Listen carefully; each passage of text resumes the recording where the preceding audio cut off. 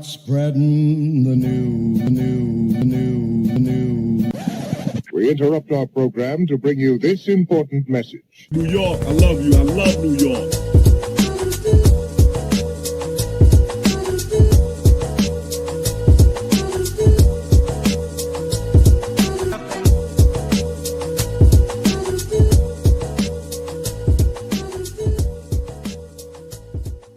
Rose trying to get open, fires away.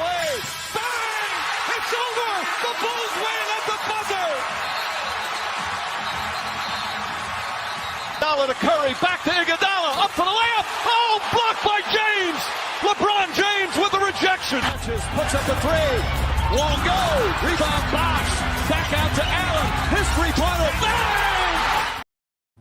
What's going on, people? Welcome back to another episode of the Off the Ball podcast with me, your host, Chris LeBron. And on today's show, we're going to talk about the NBA draft, specifically the New York Knicks, and potentially what they could be doing. I know we're about to head to the playoffs, and a lot of tension with the Knicks, and your Celtics too, man. They always got to try to better us, man. It's sickening. It's sickening, Ruck. But we're going to talk about, potentially, some guys the Knicks targeting, and some of the guys that No Ceilings people drafted for the Knicks. And then we're going to talk about the bigs in this 26 class, because I'm very intrigued with the bigs in this class. So I have my guy, Tyler Rucker from No Ceilings. My guy, what's going on?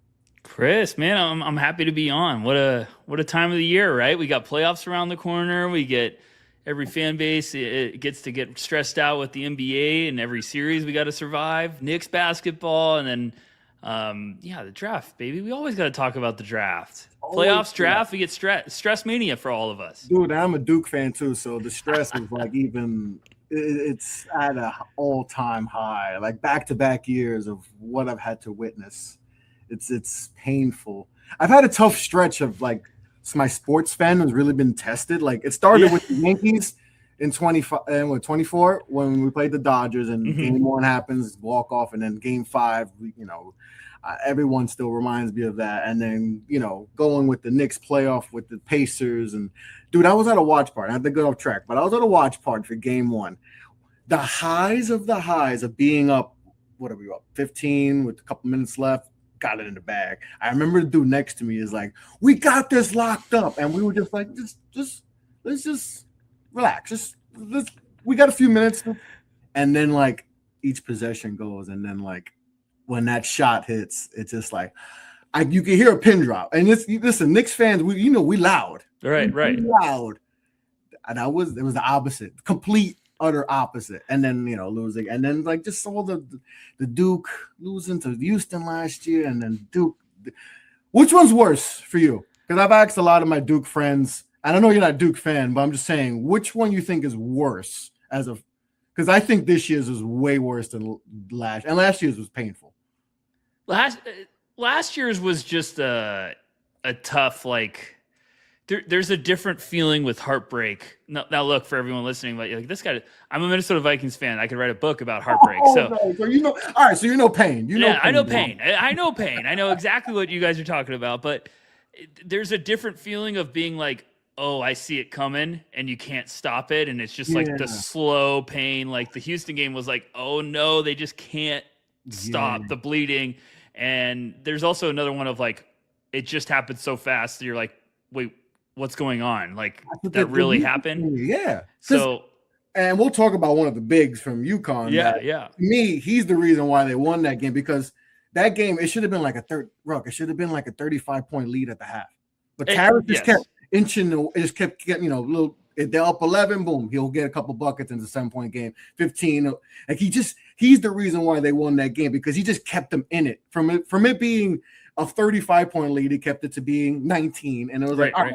We know 19-point leads in basketball that's a few 3-pointers, and boom, you're back in the game. And that's exactly what happened, which is crazy. And I was like, oh, Terrace Reed. And then it's funny because everyone's hitting me up so you think he's going to move up in the draft? I was like, I don't want to talk about it right now. I don't want to talk about the draft right now. And it was crazy because I was talking to in the building at work, and there's a lady who's a Tennessee fan. Mm-hmm. Tennessee just got the doors beaten off, and I'm like, oh, I'm sorry. I hope that doesn't happen to my team. you know? And then she's like, yeah, no, you guys will be fine. You guys are good. I was like, I think so. But, just I hope that we don't get our ass kicked like that. And then I think it was worse. I'd rather have just known the game is over at halftime, Right. You know what? The way we lost, because that was brutal.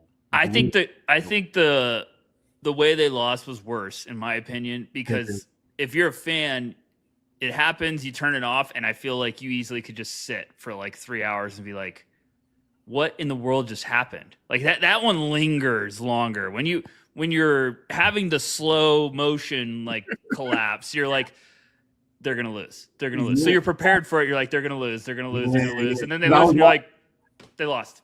Yeah, because I'm at work. Yeah, right. I'm at the desk. I'm doing the door, and I have the computer, and I'm happy. Opening the doors for people. Everything's going good, and then you just see my mood change, and now I am not smiling at people. Get the door yourself. Yeah, I'm opening the door, but I am not saying hi, or my hi is very, very low. It's not a good high. Yeah. Legit when the turnover happened, and then Braylon Mullins just says, we're just gonna shoot this thing from way downtown. Legit, people are walking in, and my face dropped, and I just stonewalled. I was like, oh. And I still have to do my job somehow, knowing I'm in serious pain. Yeah, right. That was just brutal. Yeah. So I had some tough losses. But all right. Like I said, the playoffs about to start, but I wanted to talk about the Knicks. And you guys, the Knicks have a few picks in this draft. They have 25, 31, 55. You guys just dropped your recent mock, which I would suggest you guys go check that out. But the pick that you guys made in the first round for the Knicks is a pick that I think will be very, very popular if this were to happen. And I've talked about this on Knicks Fan TV, doing some draft stuff, and people have asked me about Zuby Ejiofor, who you guys selected at 25.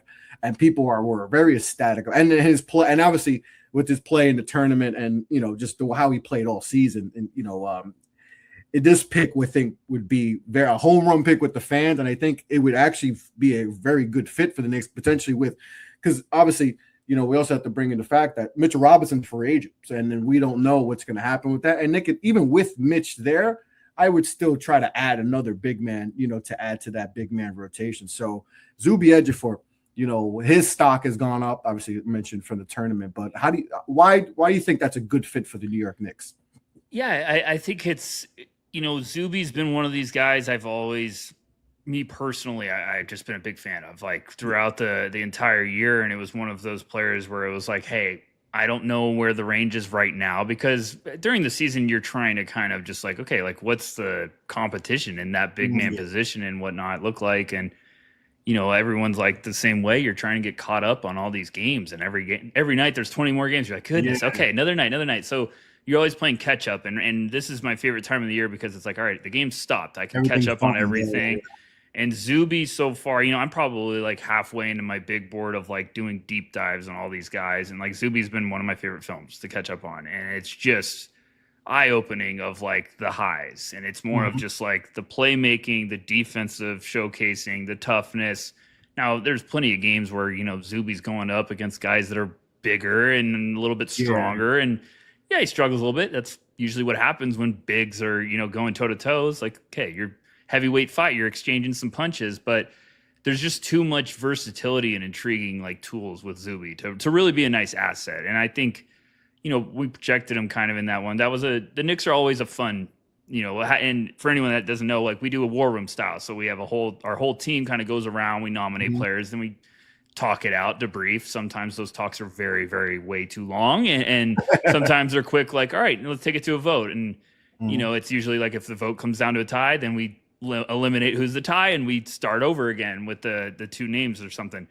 And Zuby was one of those, like, everyone gets excited about. It's like, yeah, Zuby makes sense there. Zuby be nice there. And I think some fans, will, some of our interactions like after would be like, hey, they could get him in the second round. And I was like, well, I don't know if you can in this class. Yeah. And where the Knicks are going to be picking at the end of the first round, there's a lot of competition for the big man position right now. Obviously, we're waiting for the early entry, deadline to pass, and we'll see like, okay, who's officially in. But there's a lot of bigs in this class that I think have not a lot of separation, which is like if you're picking in the first round, you might have a lot to pick from. But it also might be like teams are going to have way different orders. So one team might have Zuby really high on their board. They might have, somebody else a little bit higher and Zuby's lower. It's kind of like roll the dice right now. Like what's your preference? What are you looking for in a big? And I think this class has a lot of good ones, but they're all specific skills they hang their hats on that are a little different from each other. Yeah, and I'm glad you said it because it feels like there's a lot of different flavors of bigs. Like whatever you want. You want the stretch big, there's there. You want the traditional big, there's that. There's a lot of different types. And I feel like the value with the bigs is in that late first round, where I feel like you can get there's a lot of good talent in there. And Zuby is definitely one of those guys who is. A lot of people have asked me, well, okay, he's only in that 6'8" to 6'9" range, but he has the wingspan. So how do you feel about that when you see a player who's maybe quote unquote undersized, but they have the length, in the wingspan? Yeah, it's always tough with the bigs with you get to that dreaded like, oh, he's under 6'10", he's too undersized. And I'm like, well, if you can have that good wingspan measurement, that's where it makes up a lot of ground. And it's wingspan, it's the standing reach. So like for Zuby, I think he's going to test great. I think he's going to really do good at the combine. And like, I think the wingspan makes up for a lot of stuff. And, it's not just the wingspan for a big like Zuby. It's kind of like he can play down a little bit because he moves so much. So if you have a natural gigantic 5 next to him, like obviously, Knicks fans don't shoot me, but like if you have a Karl Anthony Towns and you're playing, hey, we need Zuby to come in and play like the 4 and kind of give some toughness. Great. If you got like the gigantic, hey, there's the anchor in the middle. Zuby's a nice asset. Maybe you go small ball and you kind of could get some minutes out of that. He's got the versatility to kind of hang his hat on a little bit of everything. And it's because of the length, I think, because he's disruptive on the perimeter. He moves his feet really well for kind of a bigger player. And I think that's my personal like philosophy is I always kind of say like the wingspan, there's a lot of ways where you can make up for maybe some questions. And, I think a lot of people focus on like, well, he's not the greatest athlete. And I'm like, okay, how's the feel? How's the feet? How's the, the patience or the vision?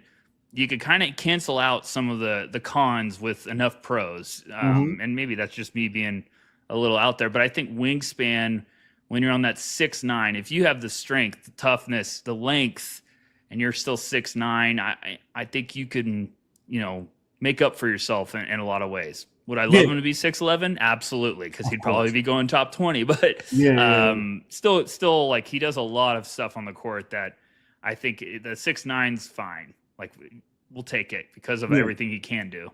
And I think I mentioned before, like him potentially with like Karl Anthony Towns on the court. I think that would be a perfect fit, and them playing together. And I think Karl he's played well with other guys who have had that type of defensive mentality, the wingspan, and he's played with those guys before. And I think that would be an ideal fit, especially, with Karl struggling defensively, he's not, fleet fit, we all know that, and especially with Brunson too. I think that can help too, so that's why I think he's such I've seen a lot of mocks, but it feels right. It's not just because of the St. John's, right. New York connection. Because I feel a lot of people have asked me that too. Like, oh, is it just because he's from, he plays at St. John's, and the New York ties? I was like, no, this is actually would be a good spot, and this is the range he probably would go to. And like at one point, maybe he was in the second round, but I think bottom of the first, especially if he tests well at the combine stuff. He could be, maybe he might go higher. We don't know, but this is definitely in that range where I think he can go. And I think if the Knicks, if he's there at the Knicks, I know the Knicks tend to, they'll never go up for their guy. They tend to, if their guy is not there, they usually, move down. But I think this would be a good fit, not just because of the St. John's and, the New York Tides. I think he'd be a legit good piece. And, like I said, Mitchell Robinson, we don't know. Even with Mitch there, we know he doesn't play a lot of games, right? He's going to play between 45, 55 games. So you need that depth, right there. Now, I think just Ariel Hawk-Porty right now. So you definitely add some more because they've ever since Hartenstein left, the toughness has been. The toughness hasn't been there, so you can add a guy who brings toughness and can embrace New York too. I think that would be a good fit, and I think that was a good pick for you guys at 25. No, I think that's where we're getting at. There's a lot of bigs there, and we go team by team, and we're like, who fits here? And look, it's any fan that's like, hey, Zuby could go way later. I completely agree. He could be going 36 on the night of the draft. We don't know, but there's also just like when you talk to teams and you talk to scouts and you're like, hey, I got him at here. And you know, some team might be like, I got a guy at 28. And then I'm like, well, I got him at 35. And they're like, there's not much difference there though. They're like that. The 35th guy could go in the first round. So it's kind of when you get to the end of the first round, it's really narrow with the separation. That's why it's like we've had Zuby in previous mocks going kind of more in that mid-second round. And I think people are getting caught up on his tape and really seeing like this is a valuable asset potentially with the team. Like even if it's worst case scenario, a depth piece, it's a really good depth piece. And I like how you said like Porty, you never know if he takes another step, and that's kind of like your depth is those two guys. Wow, that's some nice pieces right there. Yep, especially if Mitch is gone, you add those two guys potentially, and those are they need to get a little younger too. That's the thing. We're an older team, get a little younger in the front court, and that'd be a deal. All right, we talked about my Duke Blue and their heartbreak before, but Isaiah Evans at 31, the first pick in the second round. He's obviously someone that's a very intriguing wing. There's nights where he looks like he should be a lottery pick. And then there's nights that he looks like he's, the 31st pick in the draft. So Isaiah Evans, you have him going, which I would love the value here, but Isaiah Evans to the Knicks at 31. How did you feel about that one? Isaiah's a tough one. I think you're spot on. Like there's times early in the year I was like, oh, I'm having my lottery 100%. And then there's times where you're like, ooh, man, I need to reevaluate a little bit. And it's just, he's kind of like your classic microwave sharpshooter where it's like when he's hot, you better keep him on the floor as long as you can. Like it's like NBA Jam. When you're on fire, you shoot as fast as possible. And he's not afraid to do that either. No, he ain't afraid to do it too. Like he will shoot it, but Isaiah's tough because you kind of, when he announced he's going to return, I was like, yes, like one more year really could do some wonders for him. And I think this year I liked some of the development in areas of like his game that didn't show up in the box score. Like I thought the defense got a lot better. It's projecting more of like this has a realistic 3-and-D long career potentially at the next level. It's just now. And it's funny, like the shot was kind of falling off for stretches this year, and you're like, Isaiah Evans can't, like, what? Yeah, he can't. Have I watched the same guy?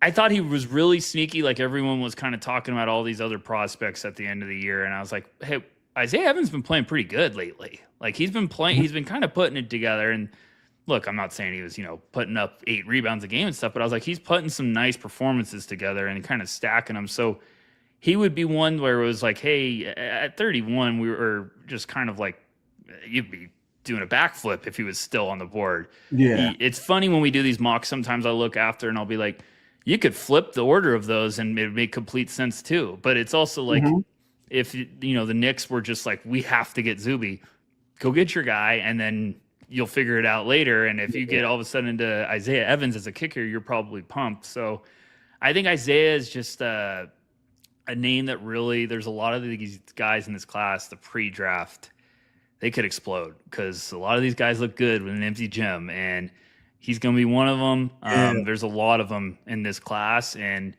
I think there's still a really good foundation for his tools. But with the Knicks, like we were just kind of talking, I'm like, man, you get another like just sharpshooter come in off the bench and really give you a punch. The wing depth is not there. I feel like, and maybe I'm mistaken, but I feel like a couple years we've been mocking, like whenever it's the Knicks, we're like, let's get him a shooter. Let's get him, like we need a shooter, like just light it up. And one of those wild cards you bring in and you're like, oh, he doesn't have it tonight. All right, well, we tried. And Isaiah is one of those, like when he gets hot, oh man, like that could really change the whole game for you and your advantage. So it seems like a high upside pick in a later range that he probably shouldn't have gone. And still there's a lot of room for all of a sudden that could be a really valuable pick. So I just liked it with the Knicks personally. And I think the whole team was like, oh, Isaiah Evans makes a ton of sense here. Yeah. I mean, I feel like he feeds off the adrenaline and like him being in the guard and he hits a couple threes. Like he's going to embrace. Oh yeah. You saw it this year when he was feeling it. You see him emoting and he's doing all these stuff. Like he feels like he's that type of player where, like I said, the microwave, like he'll like J.R. Smith-ish type, not that he's J.R. Smith, but like in that realm where like did he just hit 7 threes in a row? Is he 8 of 10 of 3? He's that type of player. But you have to also understand that there's going to be nights like J.R. Smith where he's going to go 1 of 10, and you're going to be like, okay, this is what comes with the territory. It feels like he's that type of prospect. Yeah, absolutely. And look, he's found some ways, I think, on like the ugly shooting nights to like, oh man, he 10 rebounds. He's playing good defense. Like figuring it out that way. And I think that's a big sign of growth. Is like, okay, your shot's not falling tonight. How else are you impacting the game? And you've seen some games like, oh, he really stepped up defensively, some great, blocks at the rim and everything. Isaiah's got the tools. It's just you're right. Like him with the Garden would be unbelievable, because I think it was his freshman year. He had one of these games where I was like, oh my gosh, he was just pulling, couldn't miss. And I think he hit like 4 straight 3. I was like, this is insane. He's got that type of ability. Yeah. He's someone that, with the process, the combine stuff, he might not even be in this range. He might, be one of those guys that you said that in an empty gym, he's going to look beautiful. And he's going to, a team, I'm sure teams are going to be like, oh, okay, maybe we got to take him a little higher. And, he feels like he's one of those guys for sure. I wish he would have played a little defense on Braylon Mones on that left. Just a little bit, right? Just put a hand up at least. If you put the hand, Rock, if he puts the hand up, I could live with it. If he hits it with the hand up, you know how it is in pickup. You put your hand up, and the guy, you're like, good shot, bro. Well, then the screenshot came out with like his username is like man down hand. I was like, oh no, that's a bad look. That's bad. No more. I don't want to talk about no more Duke guys. No more Duke stuff. All right, you got the big man Ivicic, that's another intriguing guy. 7 for 3. He's a monster. Going I think with the 55th pick. Talk about him, because he's very intriguing, and another potential big. Added to this Knicks. You have Zuby going in the first round. You add an intriguing guy who's upside is through the roof. Especially get him at 55. I mean, so what was the thought process behind this pick? There's a couple guys that are Ceilings team that like really really like Zvonimir, and he's one of those just kind of like jokers in the decks if you've got him on your team.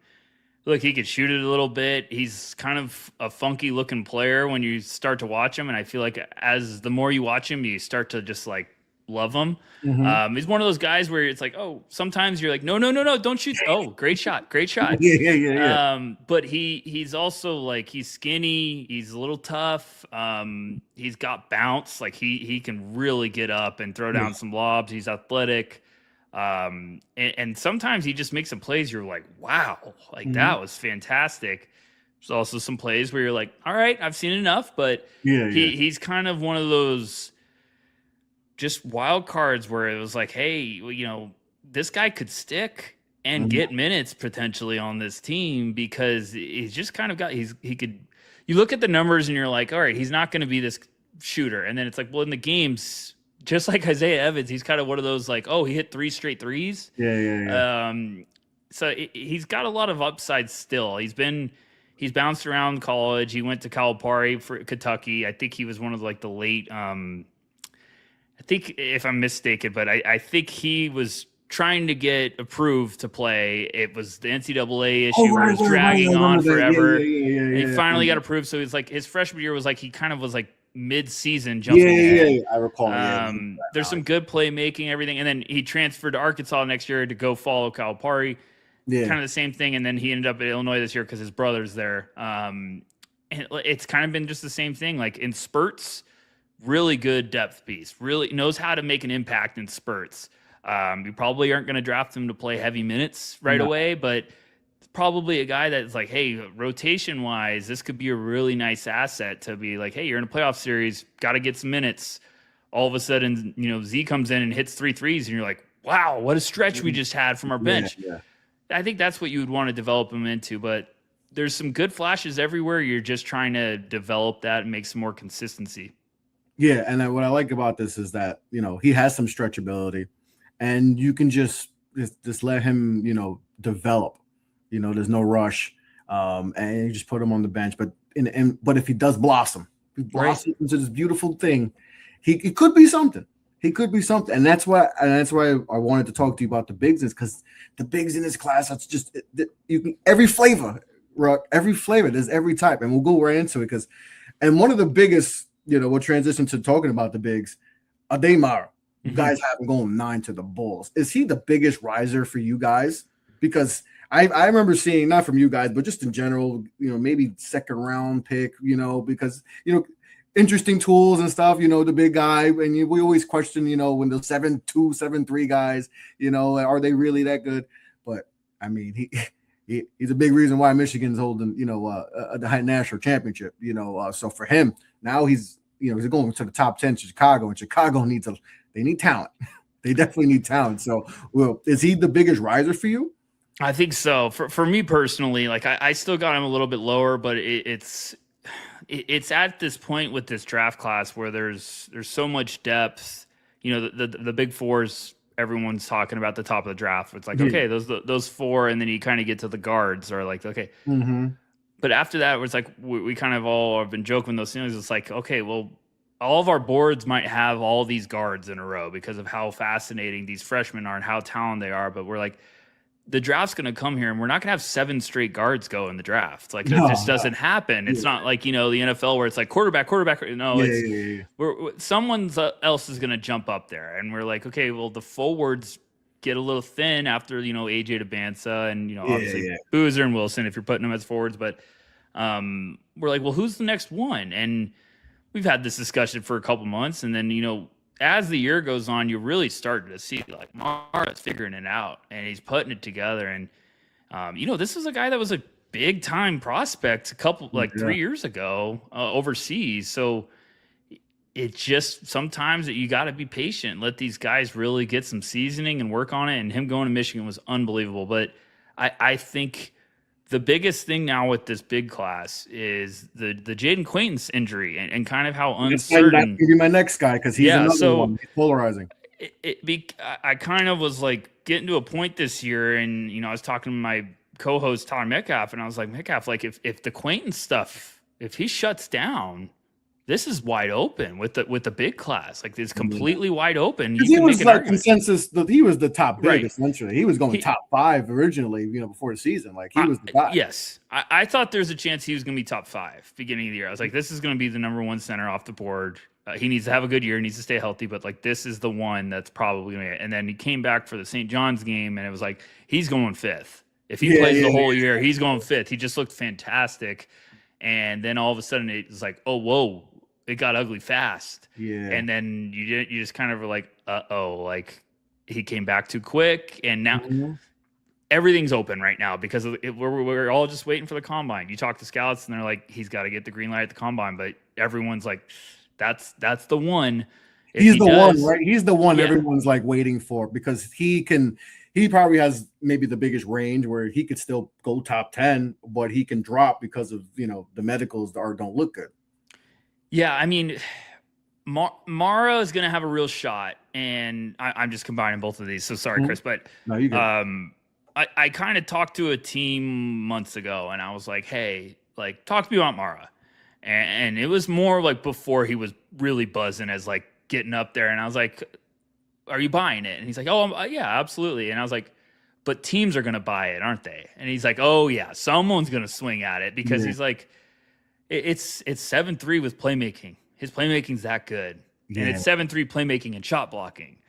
And you see the recent trend of bigs right now. It's like, hey, the hit rate's pretty high. It's, Zach Edey, Donovan Clingan, and Kalkbrenner. So these giants are figuring out a way to be impactful and make kind of like safer picks almost in a weird way. You could argue like, hey, it's kind of safe to get these guys that could just shot block, rebound and offer a little bit. So I think Mara's got a real shot to be one of the first bigs off the board. But with Quaintance, I want to get into Quaintance because he's interesting. Because it's not a lot. They played 5 games. Yeah, so I watched. He was at Arizona State last year for everyone getting caught up. He's at Arizona State, reclassified, so he legit couldn't go to the draft. He was too young. He was 17 years old last year. Yeah, he was 17 years old playing at Arizona State, and the defense is that good. It is unbelievable versatility. I kind of compare him to Robert Williams. Like that's kind of the vision I see. He has the body too of Robert Williams. Yep. And man, he gets up and he throws down with power. But he was last year. He was the same thing as Zuby. He was like the 6'9" guy where we're like, oh, he's 6'9". If he was just 6'10". Well, then this offseason he transfers to Kentucky and they conveniently had him at 6'10" and a half, and he gained 30 pounds, and it was like, whoa, what's going on? So all of a sudden it was like, all right, he's jumbo center size now. Like he's going to be a problem. And Quaintance is just the one you talk to every team, and it's just like, he's got to get a green light. If he goes to the combine and it's green light, the medicals are great, the whole draft's going to turn upside down because it's like, where do you put him? Yeah. You're like, well, you could draft him top 10 pretty easily if he's healthy. If he doesn't, every team, past the lottery or whatnot, if he's on the board still, every team's going to be looking at their doctor, their medical team, and being like, is he good? Are you guys think he's good? And that's where a team like maybe the Knicks or someone is just like, we're going up to get him. He's too talented. He's still 18. And you talk about defensively and a rebounder. Woo, he could play defense. The offense, good playmaker. I just got done watching all of his Arizona State stuff from last year, and I was like, playmaking and defense, oh yeah, you'd take that quick. You could keep life pretty simple, like be a good screener, rim runner.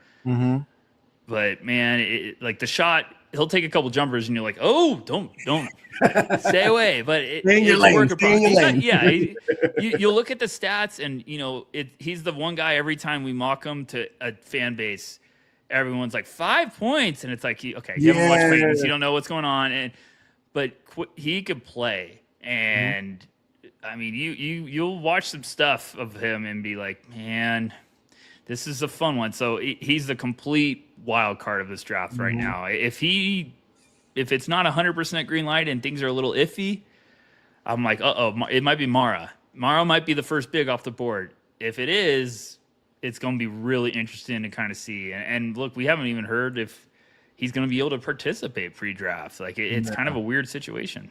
And I'm talking about Quaintance. Sorry if that was confusing. How much when you're evaluating, especially with bigs, like just the situation? Because like I said, it's easy to just look at the stats and be like, oh, he's really good stats, or stats not good. But how much when you're evaluating guys, like, okay, what was the situation? Like, who was he playing against? Who was he playing with?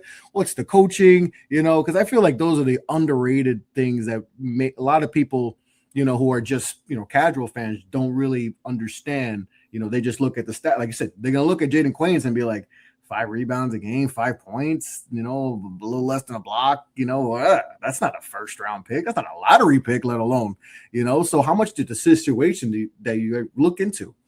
A ton. I think it matters, not even just with the bigs, but it matters for, every prospect is you're kind of, especially the one and dones. Especially the one and dones are huge. And that's why, sometimes I get some people reaching out being like, like what, teams don't look at high school stuff. They don't care about this. I'm like, yes, they do. They care about every step of the process. A lot of, Darren Peterson, I'm just riff-raffing, but like Darren's a guy I've had at one, and people have been like, how? And I'm like, because I've watched him before this year, and I knew the situation he was going into. I didn't like the fit at Kansas because it wasn't going to be able to showcase his full offensive weaponry. And then this year happened, and I'm like, well, I kind of was ready for this because there's no history of these superstar offensive talents at Kansas, like having this tremendous season with Bill Self. It's just not the system. So with bigs, it's kind of like, well, hey, like Diamara's look great. I love what I've seen from a Diamara this year, but it's like, well, what's the system with like, oh, he's had 2 fantastic defenders and rebounders alongside him. Whereas Johnson made his life really easy this year. Yaxel Lindenberg also helped out a lot. So yeah, he looks great. But I also think that's where teams go, well, hey, like we have that in our roster, our organization. Now let's just slide him alongside. So I think you get a little intrigued too, where it's like, hey, that could fit with us pretty easily. Like we can make it kind of a seamless transition for him of playing that same role. Or if you look at a big, like Hannes Steinbeck, a Washington, I think. You can talk about him. I want to talk about him too. Yeah, like he could be in that Knicks range. And you talk to, some fans are like, why do you talk about unbelievable rebounder? His stats look great. I think he's around like 18 and 11. Yeah, he's good. He's been a great rebounder for years. And he's, really talented freshman. Kind of more of like he plays almost more like a forward, like a plus size forward than just like a clear, like he's our center full time. A good athlete and everything, but it's like, okay, well, that fit, he was productive. Could he maybe even be better around better talent?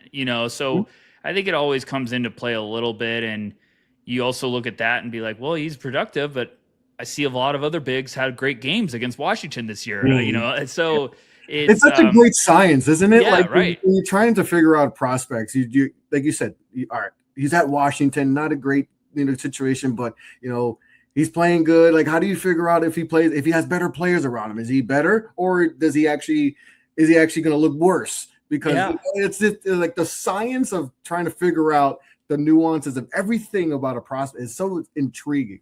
I love that aspect of just trying to figure out a player. It's I feel like I always say there's yes to every question. It's like, do you consider yes? Like you consider everything and you because the situation, right. I love so many of these guys, and I'm like, if this guy's in this situation, he could be great. Like, yeah, and then that's the truth. It's all about the situation. If you're going to go in a bad situation, you're going to look bad, but you were in a bad situation. But then we see guys, 6 years down the line go to a better situation. Oh, like he's good now. Oh yeah, he was always good. He was in the Wizards. Yeah, just the Wizards, but it's the Wizards. We know that. I think it's that's why some of these front offices are just fantastic because they kind of look at this player and they'll be like, well, like the context they were in was not like we think he'll be better in our context. Yeah. Like we have this kind of role and visualization for it, and that's where it's like, okay, you get the real smart front offices and scouts where it's like, yeah, but we see a better possibility for him. So there's everything, and I think that's where it comes down to like, hey, like you got to balance the analytics with the film, and then the heart of all of it is the intel, or it's like, hey, will that player have good intel and be a hard worker and willing to adapt? Or is he going to be like, no, I need my touches? Okay.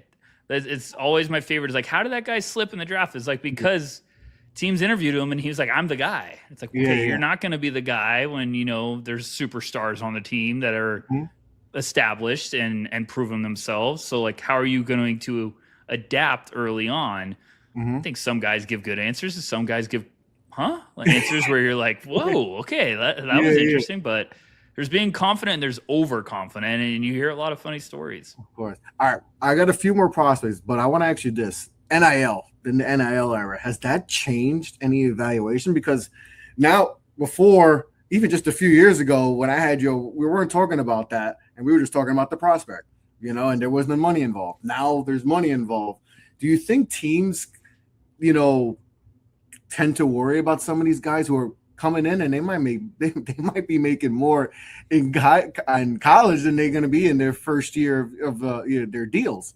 Do you think that any effect, or it just the actual talking to the player and just where they're at? Because back I always talk about the players they're so hungry to get to the league, and that's they're driven. They want to get to that, make it to the league. Now guys are like, it's different, obviously, because now guys are making $6, $7, $8, million. Yaxel, we heard Yaxel was getting offered the bank, from Kentucky and stuff. So does that change any evaluation, or have you heard from like teams, they've changed their mindset on, some of these guys? I think it's definitely a different type of like curveball, because that's where the intel comes in when you're talking to teams throughout the year, and you're like, all right, is he going to be in, or do you think he's out? And it's like, oh, he's going to be out, and you're like, I think he's going to at least test, and you're like, okay, so yeah, it all comes down to your eval. I think it's tough in the middle of the year because, especially a lot of us at those ceilings, when we're talking about like we're talking about these prospects and breaking it down and stuff, and it gets to a point where you're really dancing with your personal evaluation and ranking, or, well, I think he's going to go back. So like I might love a guy at 28 And I'm like, well, if he's going to be projected at 28, he ain't going to go to the NBA. He's going to go back and get more money and play longer. So then you're kind of sitting there and you're like, well, yeah, but I like him a lot. So do I have him at 28 because I think he's going to need another year, or do I like him more to move up in my rankings? So like me personally, I get to the point of the year where I'm like, I am assuming everyone's in. Like I don't want it to cloud my evaluation. So I'm like, this guy might be, everyone's saying he's going back, but I'm like, but he's the 19th best player on my board right now. And I don't care if he's going back. I think he's 19th right now because I love him. If he goes back, easily, I'll move him next year. But it's definitely a different wrinkle. My hot take is like, I like the NIL, but I think it needs some fine tuning of like the portal's ridiculous. Portal's crazy, bro. It is insane. I think isn't there some they're trying to do like some eight? Because to me, I one of the biggest issues I have is I'm cool with movement. I'm more about player movement and stuff. But the fact that you're in your fourth school in 4 years. 5 schools, and some kids are on their 6, 7 school, and then they're 25, it's like, and it's just a different level. I always try to compare. It's like if you have an older brother, say, or a cousin, and you're better than him, you have more talent, but because you're 8 and he's 14, he's just going to be better because he's just older, right? It's just, right. And that's what I do. It's like, yes, a lot of these prospects, these high freshmen, I mean, they're probably more talented and they're going to be top 5 picks and they're going to be better all-stars. But when you're playing against 25, 26-year-olds, I mean, you're going to struggle. You're going to struggle. It's just going to happen. And that may hurt you too with how you get evaluated too. So I think they need to camp, they got to figure that out. The age restriction and then like the level of how many. I'm cool with if you go from the JUCO level and you're playing, Townsend, and then you want to go play, leveling, true level up. I think we're all cool with that. Oh, for sure. To go to Duke and then I'm going to go to North Carolina, I'm going to go to UCLA, and I'm going to go to Alabama. It's like, and I think that may hurt you too through the process because teams are going to be like. So that's a lot of bouncing around, dog. Like what's were you chasing the bag? Was it strictly a bag chase? Because then like, are you just doing this for the money? We're investing in you. We want you to be here and then be, fully committed, So like, that's where I have this, like the bouncing around from, that to me is insane. 5 schools and 5, like Rob, that's a lot.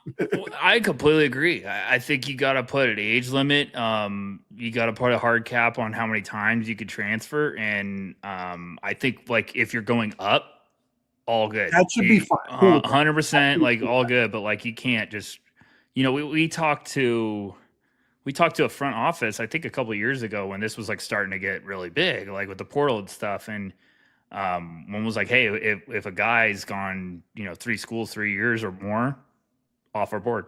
Oh, completely off our board. Really? It's like we think that's a red flag, completely off our board.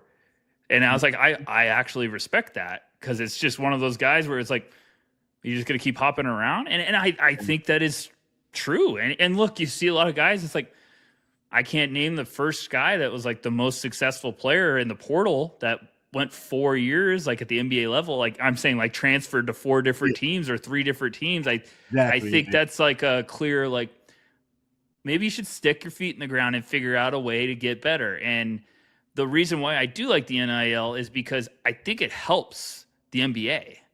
And I think a lot of people think I think a lot of people like don't like it. And I think it helps the NBA. You're getting these guys to like be more comfortable with going back to get better at basketball. Mm-hmm.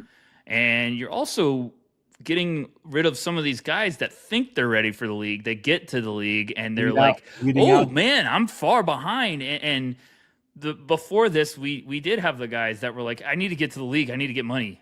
Yeah. And those guys didn't make it fast. And, teams were a little bit more patient back then, I think, with like, let's give them a little bit longer leash to try.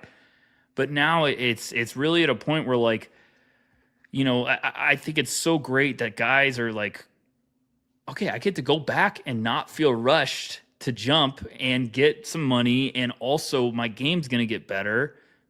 Yeah, they might be a little bit older of a rookie, but their game might be ready more for the NBA and to help teams early on. So in a weird way, I love it. It's just, I think it's a little bit like too open where you're just like, okay, now let's set some standards. Let's set some guidelines but I love it. Like the portal, there's some guys this year where I was like, they're not going to be one and dones. They're already transferring. I'm like, what are you doing? Like you have another year. You had a good, solid first year. And this place is going to keep giving you opportunity to really take that leap. And I think just there's a lot of kids that are like, hey, I at least got to be in the portal. It's like, why? Like, yeah, exactly. You don't have the grass is not always greener, and it's really evident with the portal a lot. And I think NIL though is doing a great job of like, they got to figure it out, but I like it to stay because it's making a better product for the NBA level. These guys are fine going back. And it's great. It's like they don't feel like, well, I got to get to the league. I had a good year. It's like, no, that you can go back. Yeah, right. We've saw guys years back just like, no, this guy's not a one and done guy, but they're one and done because like I need money. Right. Money here, so I got to go pro. I may not be ready, but I can't go back to college and not make any money and risk getting hurt. And now I have no shot. Now, but like I said, there needs to be some guidelines. There needs to be some regulations and stuff because it is getting crazy. But also, I mean, you see teams poaching. I mean, if someone's gonna give me, hey, I'm gonna give you $10 million. How much you getting there for? I'll give you 10. Yeah. I mean, it's easy for us to say, oh no, but like until you're in that situation, it's like, so I can understand that, but sometimes, like I said, the grass isn't green, and don't chase the little bag now for the potential big bag down the line. Right. I understand, when you see that money, it's hard to pass up, but you have to understand that if you are that type of talent, there's a bigger, especially in NBA, you get paid quick. 4 years, you get a rookie max, and you're getting $150. And you don't have to do much. Right. You really don't have to do much, Ruck, and you can get up the bag. So don't chase the small bag to get a bigger bag. Yeah. Two more prospects, and then I got you. Appreciate you, Ruck, for coming. Absolutely, anytime. Senak, another guy who's maybe was an acquaintance where he's like a lottery type of guy. Now, he declared I think he declared today, right? Yes. For the draft. But you guys have him at 32. That's probably not where he wants to be.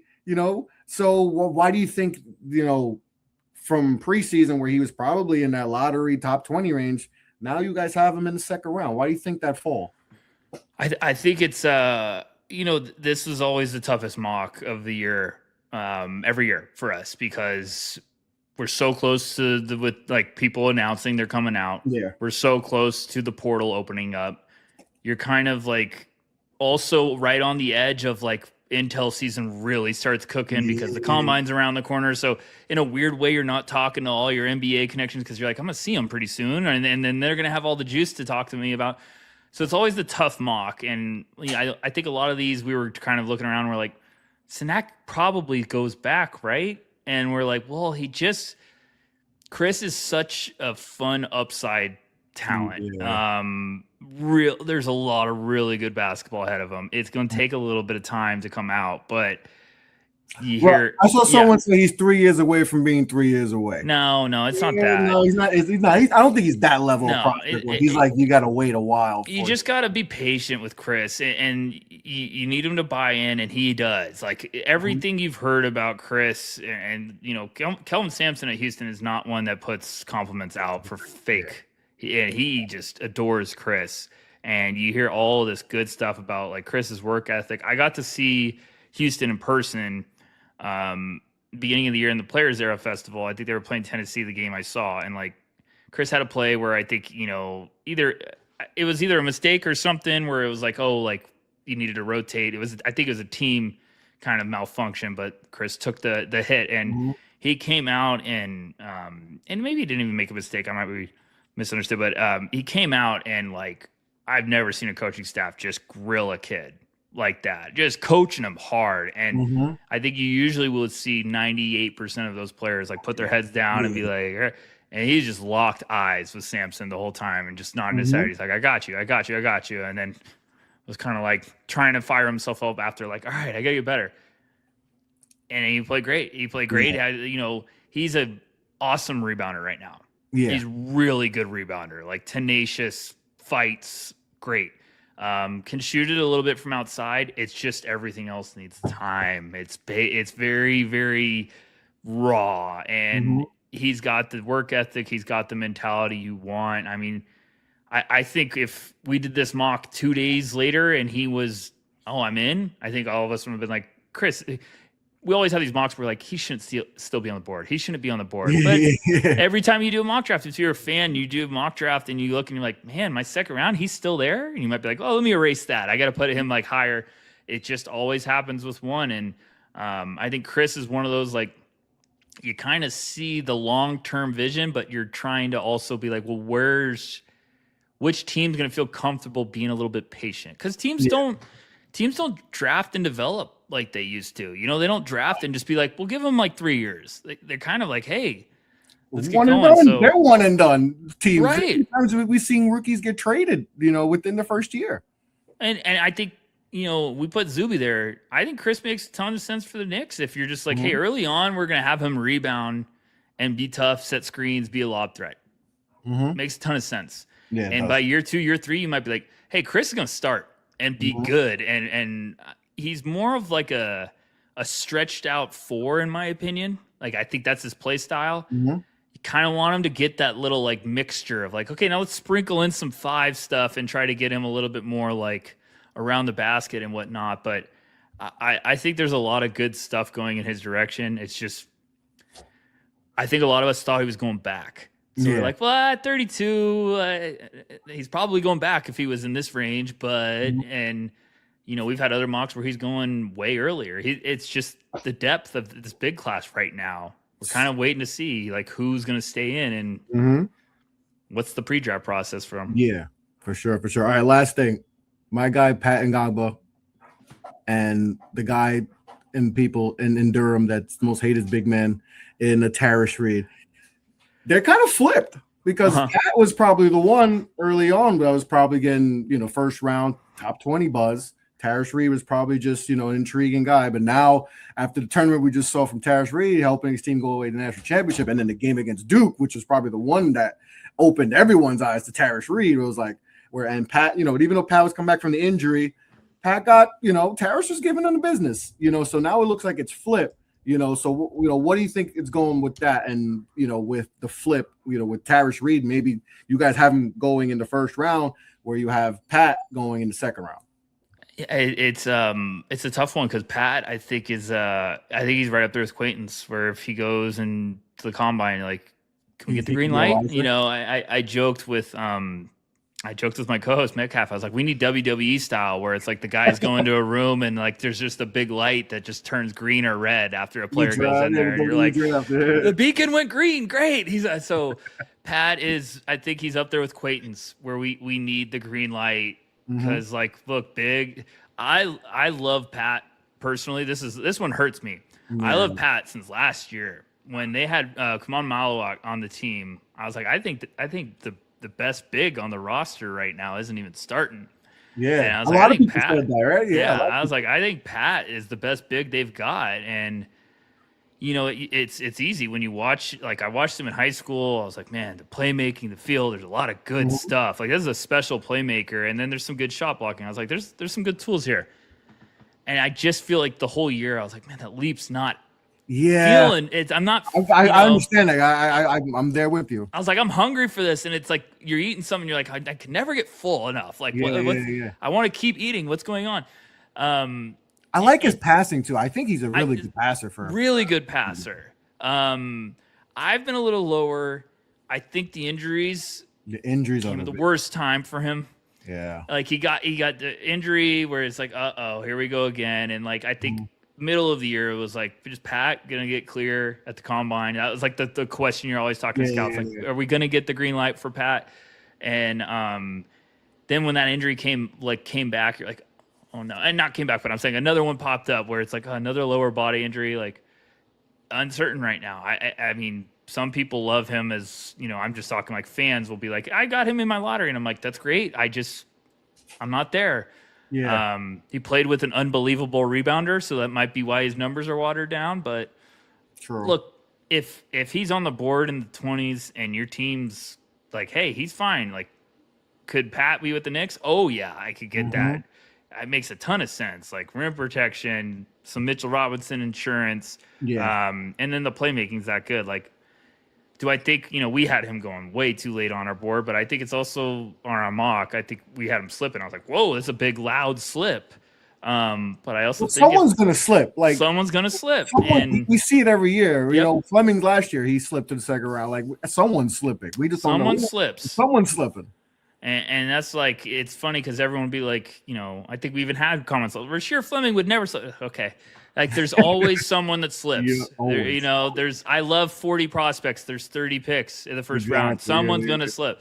So Pat's an interesting one, but I think you're spot on. Like the Terrace Reed flip, I think with Terrace, it's kind of, you're getting like, well, this is also a kind of a similar skill set, and he's tough inside. He's strong. He's strong. And I think you asked me earlier, Chris, about like kind of context, and it's like, when I caught up on Terrace's film, it was right up there with Zuby, where I was like, man, this was fantastic. Like there's just the context of him at UConn, the playmaking just like took off, and you're like, whoa, I didn't know he had this in his game, but it's that system. He got to kind of showcase it a little more. So I think there's so many bigs right now where it's like, I could put him in the first round. I could put him in the middle of the second. And it's not because of their talent. It's just because they're so close.